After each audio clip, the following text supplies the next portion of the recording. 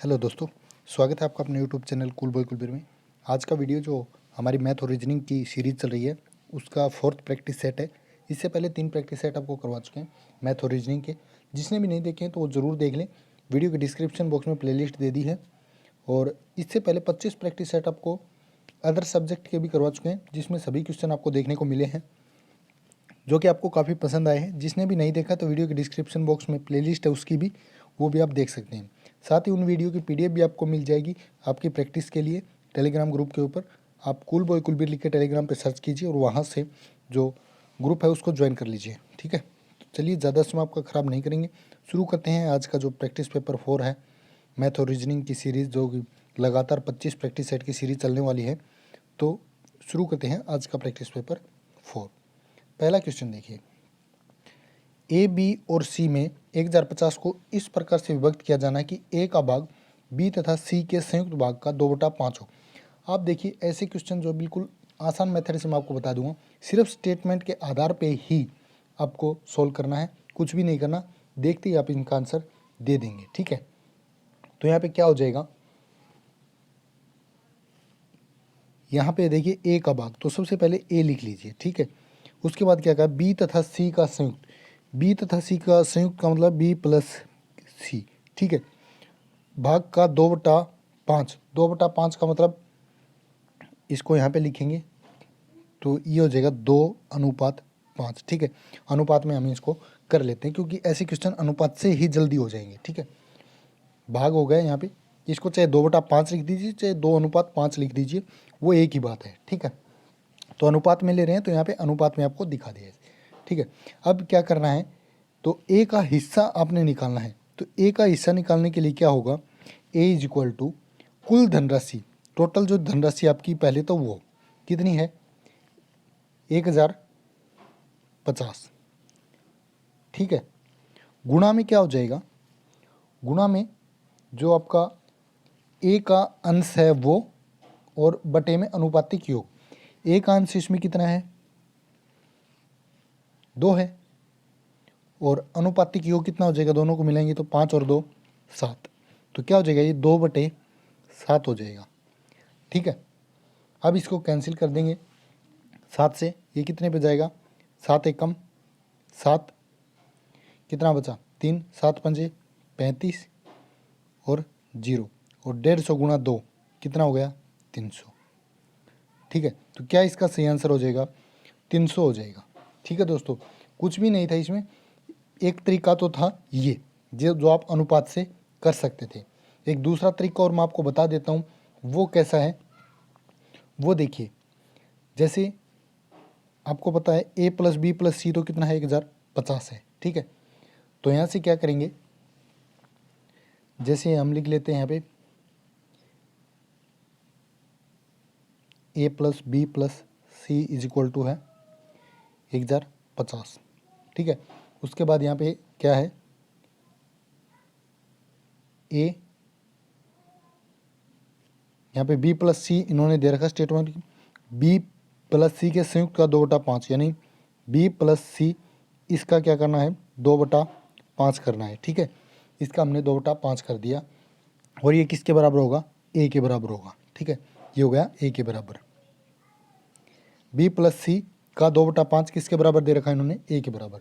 तो यहाँ से क्या करेंगे, हम ए की वैल्यू निकाल देंगे, ठीक है। तो ए की वैल्यू निकालेंगे तो क्या करेंगे, ये इधर जाके क्या हो जाएगा 5a/2, ठीक है। कितना हो जाएगा, b plus C is equal to, ठीक है। इसको इधर ले आए तो क्या हो गया 5a/2, 2 इसका नीचे आ जाएगा, ठीक है। तो यहाँ से क्या हो गया, ये क्या आ गया हमारे पास, b प्लस सी की वैल्यू आ गई, ठीक है। कितनी आएगी 5a/2। तो जो हमारी पहली इक्वेशन है a प्लस बी प्लस सी, उसमें हम 5a/2 रख देंगे। जैसे a प्लस में b प्लस सी की जगह पे क्या रखेंगे 5a+/2, ठीक है, हो गया। और बराबर है किसके, जो टोटल रकम दे रखी है 1050 की, ठीक है। इतना हो गया। अब यहाँ से क्या करेंगे, इनका एलसीएम ले लेंगे। नीचे कितना आ गया 2, ऊपर कितना हो जाएगा 2a प्लस में 2 एकम 2 तो 5a, ठीक है। 5a इज इक्वल टू है 1050, ठीक है। अब यहाँ से 2 और 5 कितना हो गया, 7a हो गया। 7a/2 बराबर है 1050। क्या करेंगे, 2 को इधर ले आएंगे तो गुणा में 2 हो जाएगा और बटे में क्या बच जाएगा, ये 7, ठीक है। आ गया ना वही सेम, 7 से काटेंगे इसको तो ये 150 के ऊपर कट जाएगा। 150 गुणा 2 कितना होगा, 300।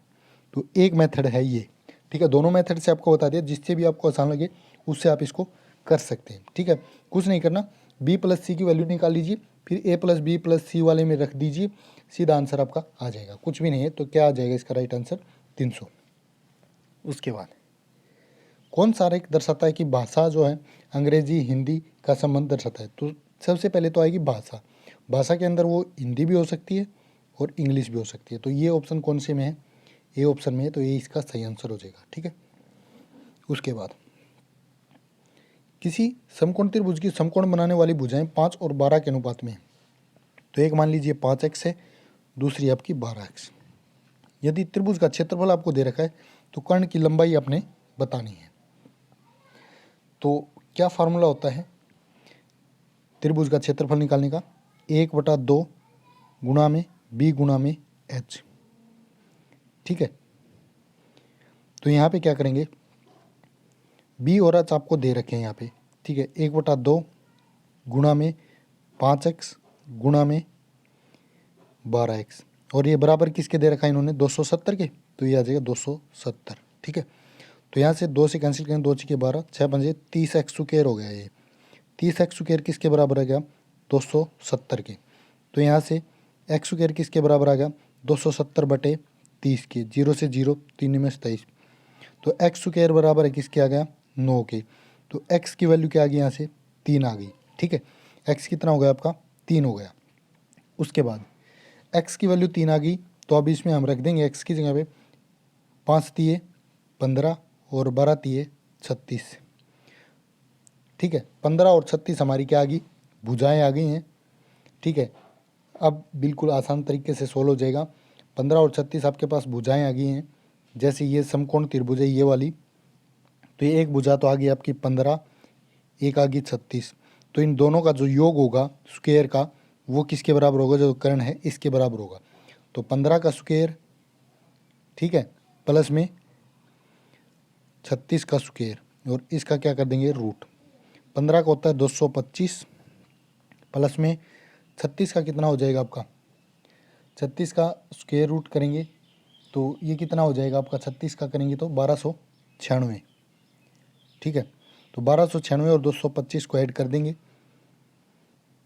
एक मिनट, 1296 प्लस में 236, इनको ऐड करेंगे, 6 और 6 12, 9 और 3 12 और 1 13, 2 2 4 1 5, कितना हो गया 15, सॉरी 225 है, ठीक है। 6 और 5 11, 1296 प्लस में 225, 6 और 5 11, 9 2 11 और 1 12, 2 2 4 और 1 14, क्या आ गया ये 1521। 1521 आपने देखना है किसका रूट है, तो ये आपका 39 का दोस्तों, ठीक है। ये इसका सही आंसर हो जाएगा। कुछ भी नहीं करना, बता देता हूँ। 5x मान लीजिए, 12x मान लीजिए।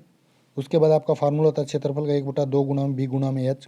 b इज इक्वल टू दे रखा है इन्होंने 270, तो b की जगह 5x रख दीजिए, h की जगह 12x रख दीजिए। कितना हो जाएगा, काटेंगे तो इसका 30x² हो जाएगा, ठीक है। 30x² इज इक्वल टू किसके 270। तो यहाँ से x की वैल्यू निकल आएगी आपकी 3 आ जाएगी। x की वैल्यू 3 आने के बाद आपने जो 5x और 12x माने थे उनमें कर दीजिए गुणा। 5 तिये 15x और 12 तिये 36, तो 15 और 36 उनकी दो भुजाएं आ गई। तीसरी भुजाएं निकालेंगे तो इन दोनों का स्क्वायर प्लस उनका रूट क्या हो जाएगा, ये आपका कर्ण जो है वो निकल आएगा, ठीक है। ये ऑप्शन इसका सही आंसर हो जाएगा। उसके बाद a+b मिलकर किसी कार्य को 12 दिन तथा b+c 15 दिन और c की तुलना में a दुगुना अच्छा कार्य करता है, तो उस कार्य को पूरा करने में अकेला b कितने दिन लेगा। तो ऐसे क्वेश्चन को करने के लिए आपको सबसे पहले क्या करना होगा, सबसे पहले मान लीजिए a+b का एक दिन का काम निकाल लीजिए अब। तो a+b इज इक्वल टू कितना आ जाएगा, 12 है तो 1/12 हो गया, ठीक है। टोटल काम आ गया इन दोनों का। उसके बाद यहाँ से बी प्लस सी निकालेंगे। B plus C is equal to किसके बराबर हो जाएगा, 15 है तो 1/15। और तीसरी लाइन में क्या दे दिया, सी की तुलना में ए दुगना अच्छा कार्य करता है, तो ए इज इक्वल टू क्या होगा, 2 ऑफ सी। ठीक है, ऐसे हो गया। तो अब यहाँ से क्या करना है आपने, सी का जो है वो काम निकालना है। तो वो काम कैसे निकालेंगे देखिए, तो यहाँ से क्या हो जाएगा, 2 जो पहली इक्वेशन है ए प्लस बी वाली, जो ये वाली इक्वेशन है, इसमें हम क्या रख देंगे, ए की वैल्यू रख देंगे। ए की वैल्यू कितनी है आपकी, ए हमारा है 2c। 2c plus B is equal to किसके बराबर हो गया, 1/12 के। ठीक है, और यहाँ से नीचे बी प्लस सी आपका, बी प्लस सी ये कितना दे रखा है, 1/15। ठीक है, तो यहाँ से इसको माइनस कर देंगे, तो यहाँ से आपकी सी की वैल्यू आ जाएगी, बी से बी कैंसिल आउट हो जाएगा, 2c में से सी गया तो क्या बच गया आपका, सी बच गया। सी इजिकल टू क्या हो जाएगा, 1/12 में से 1/15 माइनस करेंगे तो ये आ जाएगा आपका 1/60। ठीक है, एलसीएम लेके करोगे तो 1/60 आ जाएगा। ठीक है, 1/60 आने के बाद आपने क्या करना है, यहाँ पे जो हमारी इक्वेशन थी बी प्लस सी बराबर 1/15, इसमें क्या रख देना है, सी की वैल्यू रख देना है। तो यहाँ पे बी प्लस में सी की वैल्यू कितनी आ गई हमारी, 1/60 इज इक्वल टू किसके बराबर होगी, 1/15 के। तो बी क्या आ जाएगा, बी इज इक्वल टू 1/15, ये इधर आके माइनस का हो जाएगा तो 1/60। अब इनका एलसीएम निकाल लीजिए, 15 और 60 का कितना आ जाएगा, 60 आ जाएगा। ठीक है, एलसीएम 60 आ गया, 15 चौके 60 तो ऊपर आ गया 4 माइनस में 1, कितना हो गया 3/60। 3/60 को क्या लिख सकते हैं, 1/20। ठीक है, तो आपको पता है कार्य का अनुपात जो समय का उल्टा होता है, तो 1/20 का मतलब है 20। तो ऑप्शन आपका डी सही हो जाएगा, बी अकेला 20 दिन में उसको काम को अकेला कर लेगा। ठीक है, तो ऑप्शन डी हो जाएगा इसका। ठीक है, कुछ भी नहीं करना था, एक बार फिर से मैं आपको बता देता हूँ।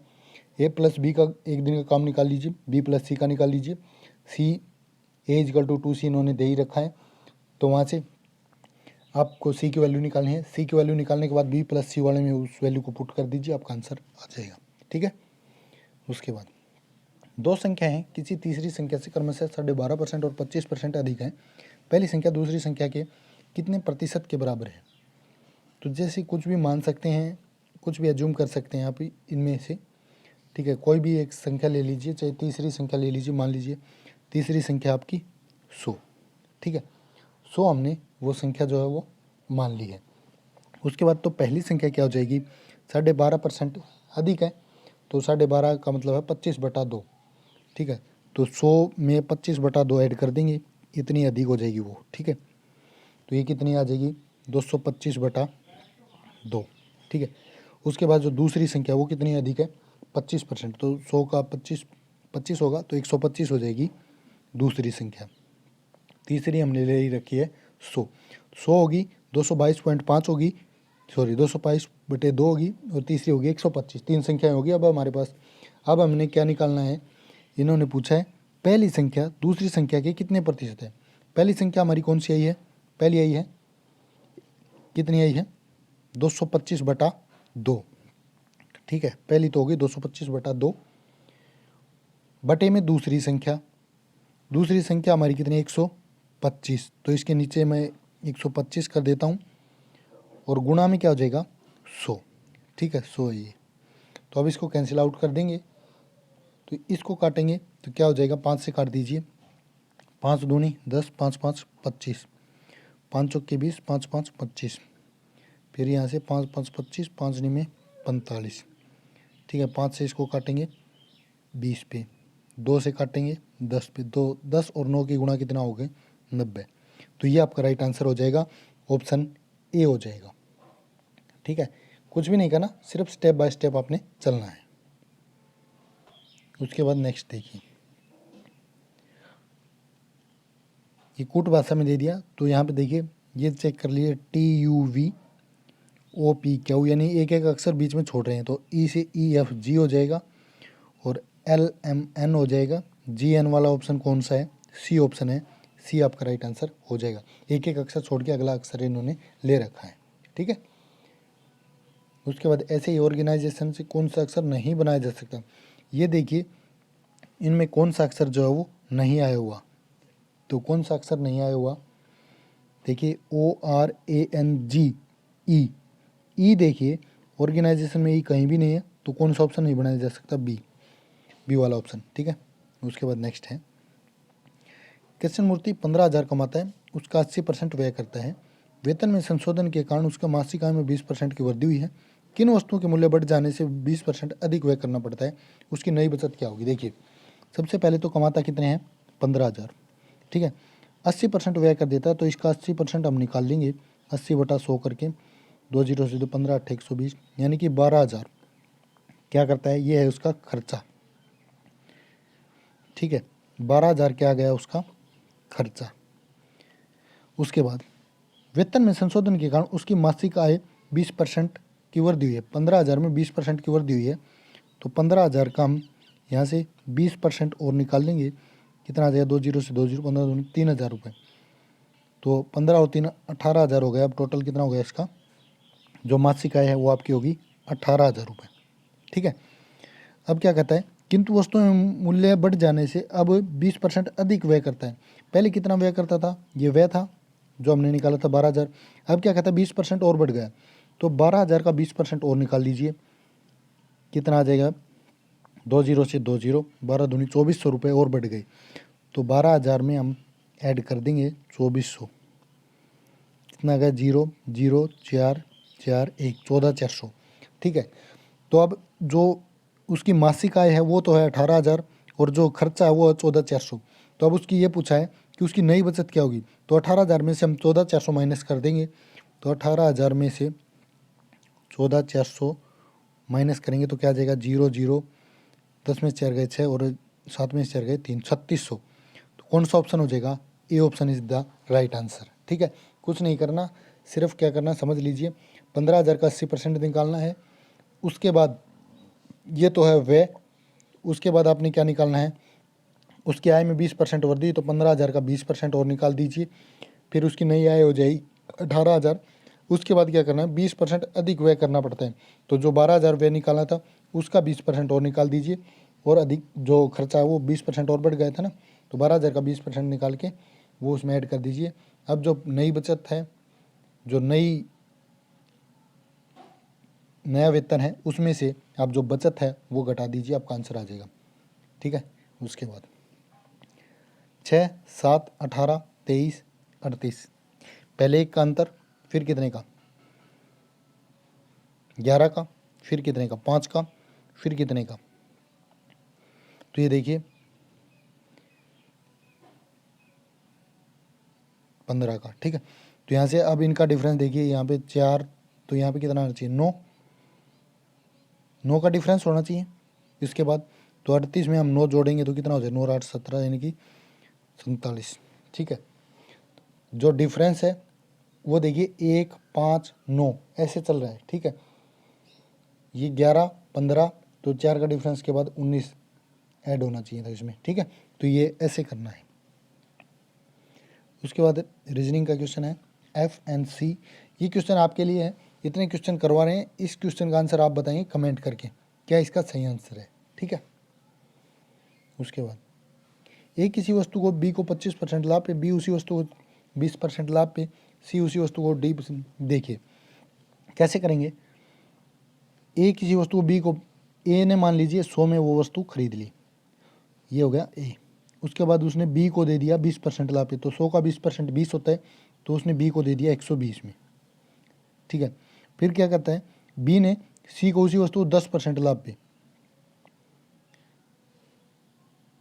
सॉरी पहले 25% पे है ना, तो 125 हो जाएगा, 25% लाभ पे दे दिया, फिर बी ने जो है 20% लाभ से सी को दे दिया, तो इसका जो है आप कितना 20% यानी 1/5 निकालेंगे, तो 5 से काटेंगे, 5 दूनी 10 5 25, यानी 25 और ऐड कर देंगे इसमें, तो सी को दे दिया उसने 150 रुपये में, ठीक है। अब सी ने डी को 10% लाभ पे, 10% कितना होगा इसका 15, तो 150 में 15 जोड़ेंगे 165, ये दे दिया डी ने, ठीक है। तो यदि डी ने उसके लिए 330 रुपये दिए, तो 165 किसके बराबर हो गया, 330 के, 165 बराबर है 330। तो यहाँ से 1 की वैल्यू कितनी आ गई 2। 330 बटे 165 करेंगे तो 2 पे जाएगा, तो 2 आ गई 1 की वैल्यू। तो यहाँ पे हमने 100% का निकालना है, तो 100 की कितनी हो जाएगी आपकी 200। क्या ऑप्शन आ जाएगा, हमने क्या माना था 100 ही माना था ना, तो 100 की 2 के साथ गुना करेंगे तो 200, जो आपका राइट आंसर हो जाएगा ऑप्शन ए। ठीक है। उसके बाद 7 वर्ष पूर्व ए तथा बी की आयु 4:5 के अनुपात में थी। 7 वर्ष के बाद वे 5:6 के अनुपात में होगी। बी की वर्तमान आयु, तो ये क्या करना है इसमें, देखिए 7 वर्ष पूर्व है और ये 7 वर्ष बाद, यानी कि 7 साल पहले और 7 साल बाद में, तो वर्तमान में पूछेगा तो 14 उसमें ऐड होगा। ठीक है। तो ये मान लीजिए 4x प्लस में 5x, सॉरी 1 मिनट रुकिए, पहले है 4x प्लस में, अभी वर्तमान की पूछ रहा है ना, ये वर्तमान का दे रखा है इन्होंने, तो 14 ऐड कर देंगे बटे में, ये कितना है 5x, 5x प्लस में 14 इज इक्वल टू किसके 5:6 का मतलब 5/6। ठीक है, कुछ भी नहीं था, ये इक्वेशन बन गई तो आपका क्वेश्चन सोल्व हो जाएगा। अब इसको आर पार गुणा करके इसको सोल्व कर लीजिए। 6 चौके 24x, ठीक है, प्लस में 14 छिके 84 25x और 14 पंजे 70। ठीक है, तो क्या करना है, इधर तो माइनस हो जाएगा x, 84 में से 70 गया 14, x की वैल्यू कितनी आ गई आपकी 14 आ गई यहाँ पे। ठीक है, x की वैल्यू जो आपकी कितनी आ गई यहाँ पे 14 आ गई। अब क्या करना है, अब आपने जो इक्वेशन हमारी, हमने जो इक्वेशन बनाई थी वो देखनी है।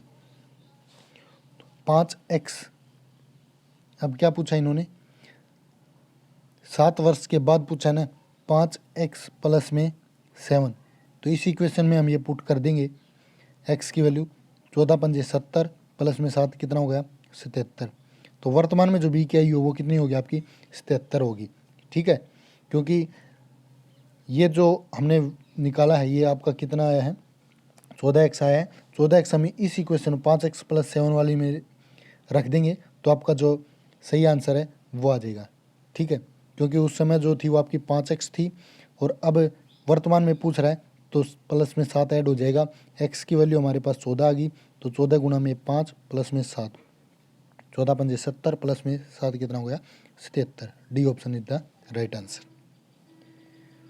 उसके बाद एक आदमी ने किसी स्थान से चलना शुरू किया और 12 किलोमीटर उत्तर की ओर, कहाँ गया 12 किलोमीटर उत्तर में गया।